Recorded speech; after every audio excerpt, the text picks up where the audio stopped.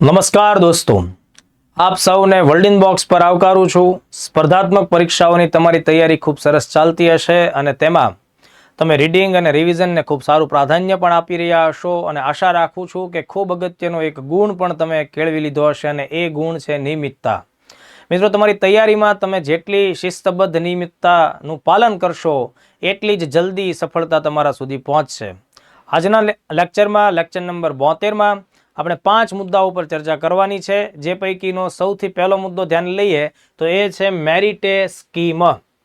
કેન્દ્ર સરકારમાં શિક્ષણ મંત્રાલયની આ યોજના છે દોસ્તો, અને તાજેતરમાં જ કેન્દ્રીય કેબિનેટ દ્વારા આ યોજનાને મંજૂરી આપવામાં આવી છે। મિત્રો, આ યોજના મુખ્યત્વે એન્જિનિયરિંગ અને ટેકનિકલ કોલેજના વિદ્યાર્થીઓને ધ્યાનમાં રાખીને તૈયાર કરવામાં આવેલી છે, એટલે કોઈ પણ યોજનાનો જે લાભાર્થી વર્ગ હોય એ એકદમ સ્પષ્ટ થવું ખૂબ જરૂરી છે।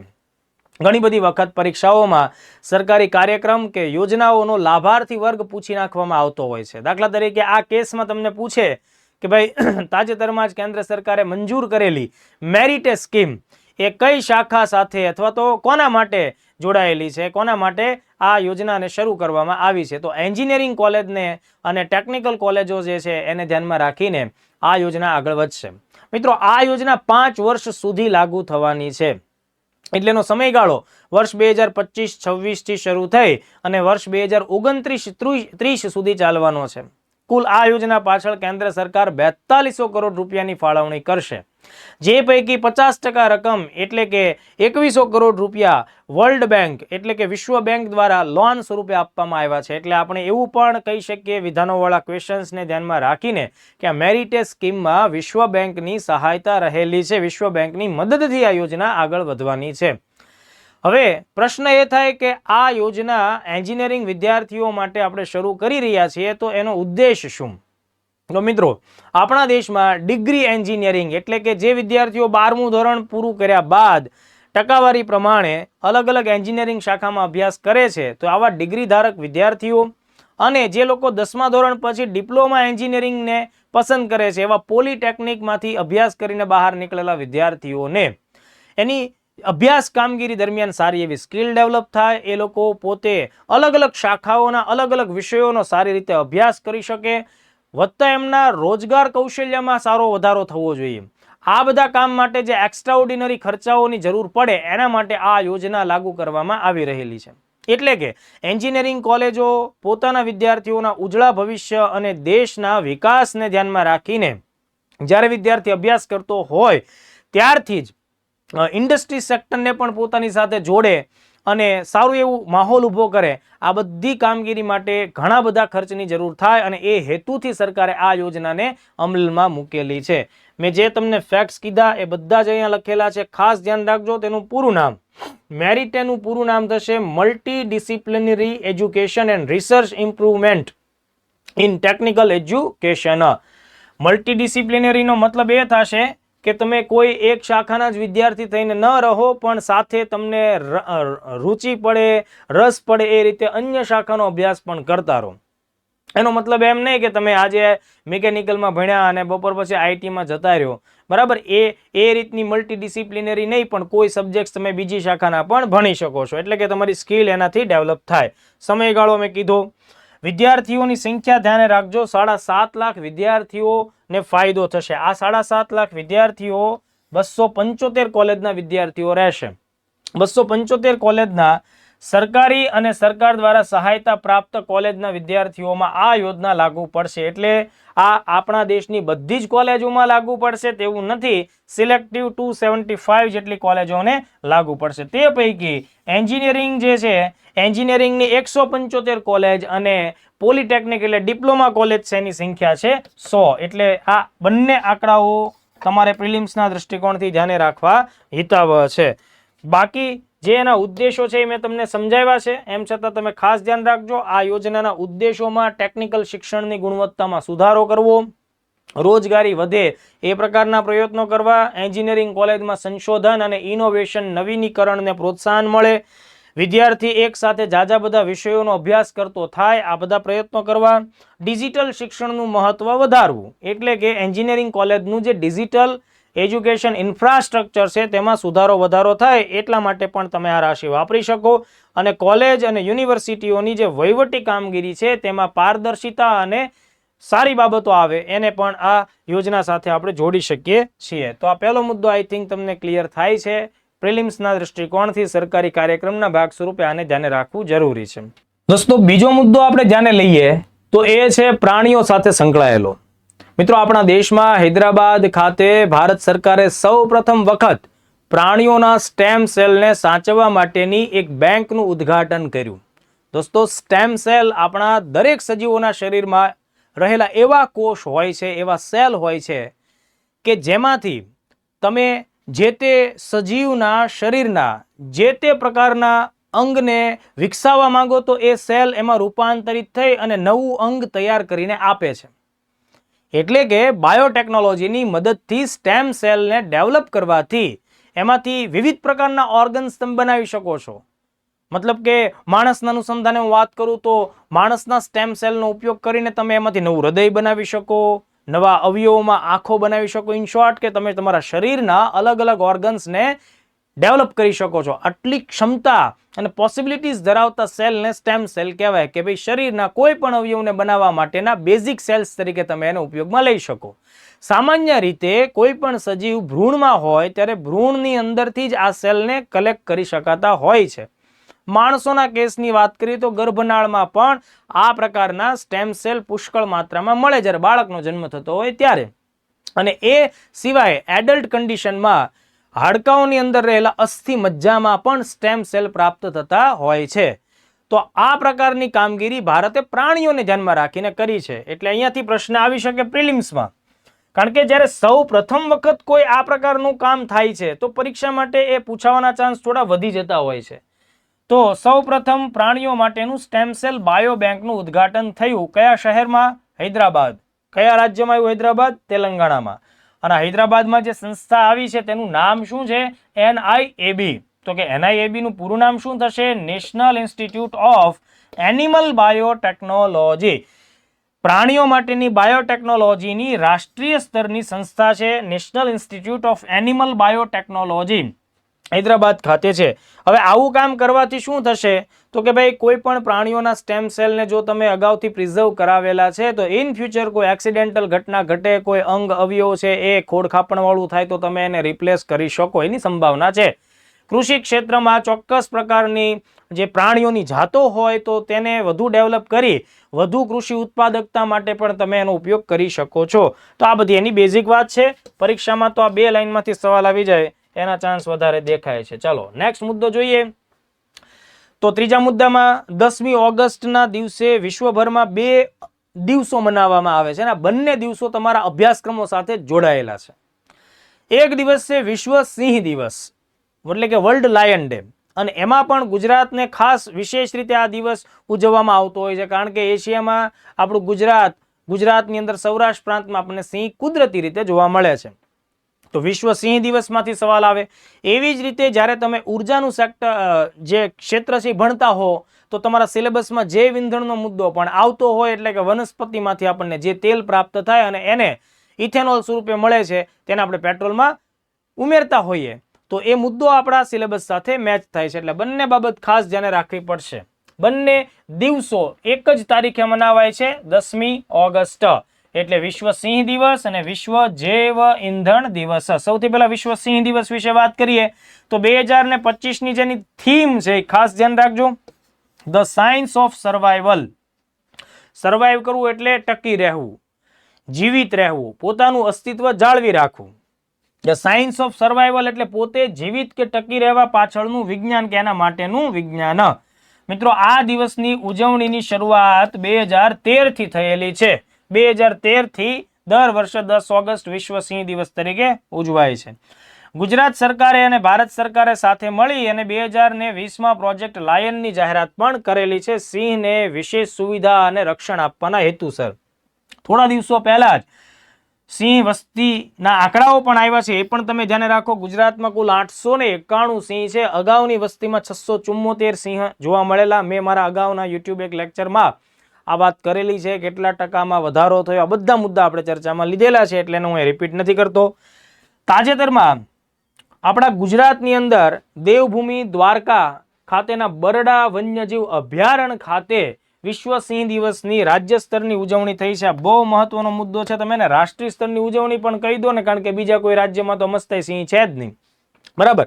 એટલે આ બાબત તમારી પરીક્ષા માટે ખૂબ જ આઈએમપી, કારણ કે સરકારનો કાર્યક્રમ છે, સરકારે ખૂબ મોટા પાયે આ કાર્યક્રમ ઉજવો છે. તો જિલ્લો પૂછાય, વન્યજીવ અભયારણ્ય પૂછાય, તો બરડા વન્યજીવ અભયારણ્ય દેવભૂમિ દ્વારકા. હવે તમને એમ બરડો છે એ તો પોરબંદરમાં આવ્યો, પોરબંદર દેવભૂમિ દ્વારકા કેટલોક વિસ્તાર જામનગર સુધી પણ બરડાનો ફેલાયેલો છે.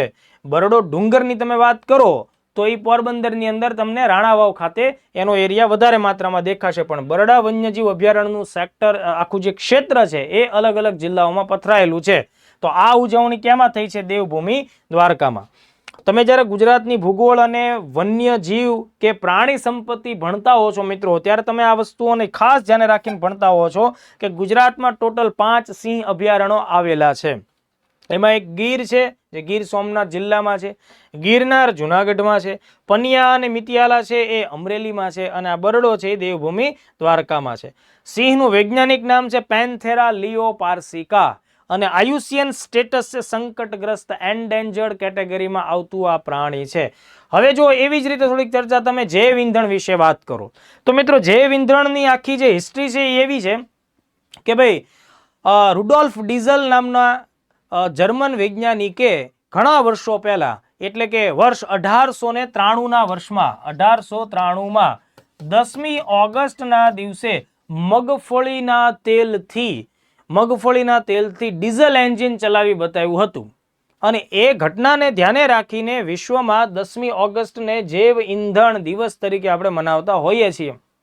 મતલબ કે ચોક્કસ પ્રકારની વનસ્પતિના તેલમાંથી પણ એ પ્રકારનું જે પ્રવાહી છે એનાથી પણ તમે એન્જિન ચલાવી શકો છો. તો એ બાબતની સ્મૃતિમાં આ દિવસ આપણે મનાવીએ છીએ. બીજી વાત એ કે જે આપણે જીવાશ્મ ઇંધણનો જેટલો વધુ ઉપયોગ કરીએ તો તમને ખ્યાલ છે કે તેનાથી ધુમાડા અને પ્રદૂષકો ફેલાવાના છે. તો તે માનવ સ્વાસ્થ્ય અને પર્યાવરણીય સંતુલન માટે પ્રશ્નો ઊભા કરશે. તો સંપૂર્ણપણે જીવાશ્મ ઇંધણનો ઉપયોગ કરવાના સ્થાન ઉપર જીવાશ્મ ઇંધણમાં અમુક ચોક્કસ ટકાવારી સાથે જો વનસ્પતિમાંથી પ્રાપ્ત થતું ઇથેનોલ આધારિત જૈવ ઇંધણ મિશ્રણ કરવામાં આવે, એટલે કે બ્લેન્ડિંગ કરાય, તો એ જે છે એ પર્યાવરણ માટે ફાયદાકારક સાબિત થાય.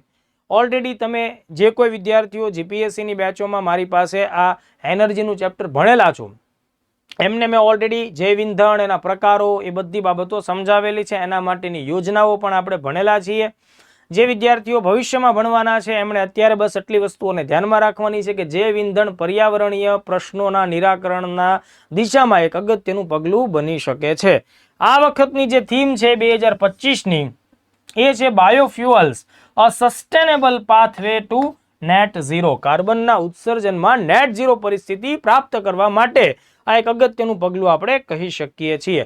તો ચલો, આ ત્રીજા મુદ્દામાં આપણે 2 મહત્વપૂર્ણ દિવસોને ધ્યાને રાખ્યા. આગળ વધીએ તો 72.4માં આપણને મળે છે માનસ હેલ્પલાઇન. આ પરીક્ષામાં ઓલરેડી પૂછાયેલો ક્વેશ્ચન છે, માનસ હેલ્પલાઇન. મિત્રો, માનસ હેલ્પલાઇન છે, પહેલા તમે એની ઇમેજ જુઓ. જો અહીંયા કોઈ સ્પીકરો, કોઈ વ્યક્તિ હોય એ પ્રકારની સિમ્બોલિક ઇમેજ છે. મતલબ કે કોઈ કોલ સેન્ટરમાં બેઠેલો વ્યક્તિ છે એ વાત કરવા માટે તૈયાર હોય એ પ્રકારનું આ દ્રશ્ય આ ચિત્રથી ઉપસી આવે છે. તો ઘટના એવી છે દોસ્તો કે આપણા દેશની અંદર નાર્કોટિક્સ ડ્રગ્સનો જે રીતે ઉપયોગ થઈ રહ્યો છે, લોકો એનું સેવન કરીને વ્યસની બની ચૂક્યા છે. તો એ બધી સમસ્યાઓ સામાજિક, આર્થિક તમામ ક્ષેત્રમાં બહુ મોટા પ્રશ્નો સર્જી રહી છે. તો ભારતને નાર્કોટિક્સ એટલે કે નશાકારક પદાર્થોથી મુક્ત થવા માટે આપણે જે કંઈ સ્ટેપ્સ લઈએ છીએ એમાં આ માનસ હેલ્પલાઇન ચાલુ કરી છે સરકારે, તેનો પણ સમાવેશ થાય છે. આ માનસ હેલ્પલાઇન કેન્દ્ર સરકારના ગૃહ મંત્રાલય હેઠળના નાર્કોટિક્સ વિભાગ અંતર્ગત કામ કરે છે. તેનું કામ છે કાઉન્સિલિંગનું. તમે 1933 નંબર ડાયલ કરી અને સરકારના માણસોને, અહીંયા બેઠેલા લોકોને નાર્કોટિક્સ ડ્રગ્સ વિશેની માહિતી પણ આપી શકો છો. તમારા જો કોઈ પ્રશ્નો હોય તો તમે તેનું નિરાકરણ પણ લાવી શકો છો અને એ લોકો તરફથી તમને કાઉન્સેલિંગ એટલે કે સલાહ સૂચના પણ આપવામાં આવી શકે છે. તો અહીંયા પણ તમારે ધ્યાન રાખવું, પરીક્ષામાં આ સવાલ પણ પૂછી શકાય. પ્રશ્ન પૂછાય કે ભાઈ માનસ હેલ્પલાઇન કઈ બાબત સાથે સંકળાયેલી છે, તો તમારો જવાબ શું આવશે? માદક પદાર્થોના નિષેધ માટે. આ માનસનું જે કેન્દ્ર છે એ કેન્દ્રને કયા નામથી ઓળખવામાં આવે છે? માદક પદાર્થ નિષેધ અસૂચના કેન્દ્ર. બરાબર છે. હેલ્પલાઇન 1933 છે, ખાસ ધ્યાન રાખજો 1933. આ ઓલરેડી પરીક્ષામાં પૂછાયેલો ક્વેશ્ચન છે દોસ્તો, પીવાયક્યુ છે, પ્રીવિયસ યર ક્વેશ્ચન 1933. આની શરૂઆત ગયા વર્ષે થઈ છે મિત્રો, 2024માં કેન્દ્રીય ગૃહમંત્રી શ્રી અમિતભાઈ શાહ દ્વારા આ આખી હેલ્પલાઇન સિસ્ટમ છે એ શરૂ કરવામાં આવેલી છે. તો ખાસ ધ્યાને તમે રાખજો, ગૃહ મંત્રાલય લાગુ પડશે, નાર્કોટિક્સ વિભાગ છે એ લાગુ પડશે. તો આટલા ફેક્ટ આપણે ખાસ ધ્યાન રાખીએ. હવે જુઓ, તમારે બિલકુલ પણ ભૂલ નથી કરવાની. આ 1933 છે, એવી જ રીતે બીજી એક હેલ્પલાઇન છે 1930. આ 1930 છે મિત્રો, એ સાયબર ક્રાઇમ અંગેની હેલ્પલાઇન છે. સાયબર ક્રાઇમ અંગેની હેલ્પલાઇન છે. એટલે આ બંને વસ્તુ પરીક્ષામાં પૂછાયેલી છે, 1933 નંબર અને 1930 નંબર. મતલબ ટોલ ફ્રી નંબર છે, તમે ડાયલ કરી શકો છો. તો સામે જે વ્યક્તિ છે એ તમારા જે તે ટોપિક સાથે જે તે પ્રશ્નો છે એને સાંભળશે અને એના નિરાકરણનો પ્રયત્ન કરશે. ચાલો, તો આ મુદ્દો આપણને સમજમાં આવે છે. પ્રિલિમ્સ માટે ખૂબ આઈએમપી છે. તેના આફ્ટર આજના લેક્ચરનો લાસ્ટ ટોપિક છે આંતરરાષ્ટ્રીય મેટર છે. આંતરરાષ્ટ્રીય સ્તર પર યુનાઇટેડ નેશન સાથે સંકળાયેલો મુદ્દો છે. મિત્રો, આ તમે આકૃતિ જુઓ પહેલા, પછી આપણે આ મુદ્દાની ચર્ચા કરીએ. અહીંયા મેં એક ખંડ બતાવ્યો છે આફ્રિકા. તમે કોઈ પણ ખંડ બતાવી શકો છો, પણ આ આફ્રિકાની અંદર જુઓ, તમને આ જે યલો કલરના જે ડોટ દેખાય છે, આ યલો બાઉન્ડ્રી, આ જે આખો વિસ્તાર રીજન દર્શાવવામાં આવ્યો છે, એ બધા દેશ છે. અને આ બધા દેશો છે, તો ઘણા બીજા દેશ પણ છે જે કેવા છે કે લેન્ડ લોક છે. લેન્ડ લોકનો મતલબ શું થશે? કે જેને સમુદ્ર ટચ થતો નથી. બરાબર, જમીનથી ઘેરાયેલા છે. એટલે ગુજરાતીમાં જમીનથી ઘેરાયેલા, જમીન માટે હું ભૂ શબ્દ વાપરું, અને ઘેરાયેલા છે એટલે આબદ્ધ એટલે બંધાયેલા છે એવો શબ્દ હું વાપરું. એટલે આ બધા જે દેશ જેનો આખો વિસ્તાર આપણને અલગ કલરથી દર્શાવ્યો છે, બધા લેન્ડ લોક કન્ટ્રીઝ છે. મતલબ કે એમના પાસે દરિયાઈ સીમા નથી. ઓકે, તો હવે જુઓ, આ બધા જે દેશો છે ને ભાઈ, એમને ઘણી બધી તકલીફો પડે, કારણ કે તેમનો આખો આંતરરાષ્ટ્રીય વેપાર છે એ પોતાના પાડોશી દેશોના દરિયા કિનારાથી થશે. ઉદાહરણ લઈએ, દાખલા તરીકે આ ઇથિયોપિયા નામનો દેશ છે મિત્રો, જો એ આખો યલો વિસ્તારથી દર્શાવેલો છે, એને સમુદ્ર ટચ નથી થતો, તો આની અંદર કોઈ પણ વસ્તુ આવશે, વેપાર માટે આવશે, આયાત નિકાસ થશે, તો એને સ્વાભાવિક છે કે બાજુના દેશ સોમાલિયા કે કેન્યા ઉપર ડિપેન્ડ રહેવું પડશે. બરાબર, પ્લસ કે વસ્તુઓ સીધી એ દેશમાં ડ્રોપ નથી થતી, એટલે મોંઘવારી પણ એ લોકોની વધશે. ભારતને આવા પ્રશ્નો નથી આવતા, કારણ કે ભારત પાસે વિશાળ પોતાનો હિન્દ મહાસાગર છે.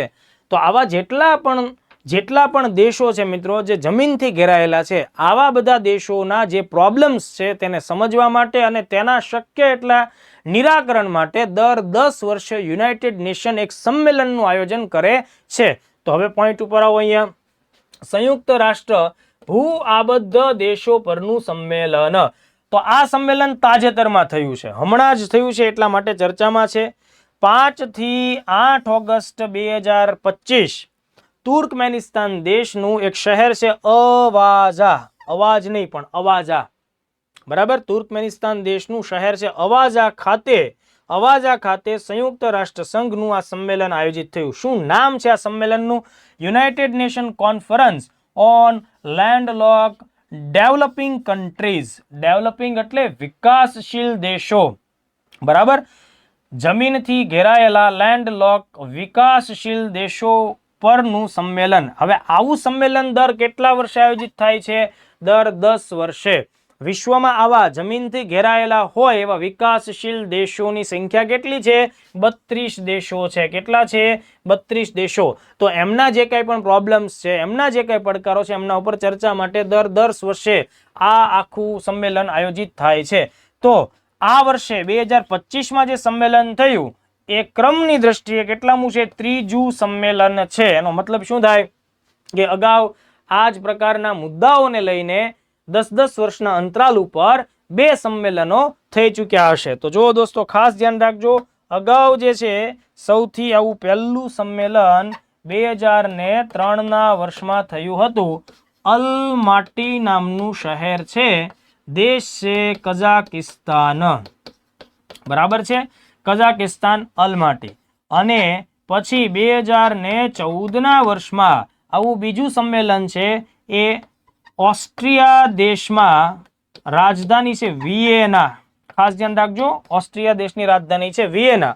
વિયેના ખાતે આવું બીજું સંમેલન થયું. અને આ ત્રીજું સંમેલન ક્યારે થયું? 2025. એટલે પ્રિલિમ્સમાં ક્રમ પણ તમારે ધ્યાને રાખવો પડશે. ક્રમ ઉપર પણ સવાલ આવી શકે. તુર્કમેનિસ્તાનનું અવાજા શહેર. આ જે ત્રીજું સંમેલન થયું તેની થીમ પણ તમારે ધ્યાને રાખવાની છે, ડ્રાઇવિંગ પ્રોગ્રેસ થ્રુ પાર્ટનરશિપ્સ. ભાગીદારીની મદદથી, ભાગીદારીના માધ્યમથી પ્રગતિને ડ્રાઈવ કરીએ. ડ્રાઇવિંગ પ્રોગ્રેસ મતલબ તમે આનો ભાવાર્થ સમજો છો. ડ્રાઇવિંગ પ્રોગ્રેસ એટલે કે આપણે પ્રગતિ તરફ જઈએ પાર્ટનરશિપના માધ્યમથી. તો આ બધી બાબતો આપણે ખાસ ધ્યાને રાખીશું. આ અવાજા પ્રોગ્રામ તરીકે તમારે આને ધ્યાને રાખવાનું. મતલબ કે અવાજામાં જે કાંઈ નિર્ણયો લીધા એને અવાજા પ્રોગ્રામ કહેવાય. વર્ષ કયાથી ક્યાં સુધી? તો કે હવે 2025માં સંમેલન થયું. એની ટાઈમલાઈન છે 2024થી 34 સુધી. એટલે ભવિષ્યમાં આ જ કોમન મુદ્દા ઉપર ફરીથી 10 વર્ષ પછી સંમેલન થાય, ચોથું સંમેલન. અને એ જે સંમેલન છે મિત્રો એ 34 અથવા 35માં થઈ શકે છે. તો ચલો આટલા મુદ્દા આપણે ખાસ ધ્યાન રાખ્યા. છેલ્લે એક નાનો મુદ્દો હું તમને જણાવી દઉં, જેમાંથી પણ પ્રશ્નો પૂછાય છે. વિશ્વમાં જેટલા પણ જમીનથી ઘેરાયેલા દેશો છે ને, એમાં સૌથી મોટું ક્ષેત્રફળની દ્રષ્ટિએ પહેલા નંબરનો દેશ કઝાકિસ્તાન છે, જે પરીક્ષામાં પૂછાયેલો છે. બીજા નંબરનો દેશ મંગોલિયા છે, એ પણ ધ્યાને રાખવું. આ બંને એશિયાના દેશો છે. ચાડ, નાઇજર અને માલી આ વિસ્તારની દ્રષ્ટિએ અનુક્રમે ત્રીજો, ચોથો અને પાંચમો દેશ છે. આ જે દેશ છે એ આફ્રિકામાં આવેલા છે. પણ કઝાકિસ્તાન ન ભૂલશો, કઝાકિસ્તાન પરીક્ષામાં પૂછાયેલો છે. એની રાજધાની અસ્તાના છે, એ પણ તમારે ધ્યાને રાખવું. તો આઈ થિંક 72 નંબરનો લેક્ચર તમને ખૂબ જ ઉપયોગી સાબિત થાય એવી મને અપેક્ષા છે.